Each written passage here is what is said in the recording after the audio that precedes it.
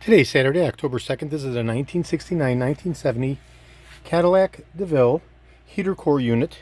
This unit approximates 9.5 inches in height and 8.5 inches in width, and it has the two portals on the top with angularity configured specifically for the DeVille.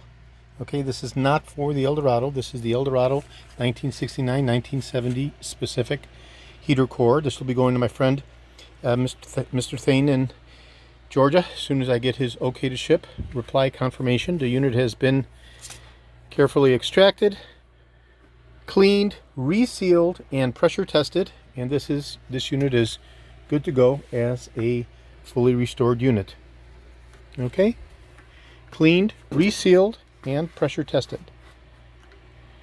This is George in Florida. I have over 75,000 original vintage parts from 1967 to 1970, over 375,000 1959 to 1976 Cadillac items overall. I'm best known for my restoration of the Cadillac steering wheels, including the 1969 one-year-only rim blow steering wheel with the wood grain inlay, the tilt and telescopic steering columns, the power seat mechanisms, the instrument clusters, and other critical, hard-to-source original vintage Cadillac items.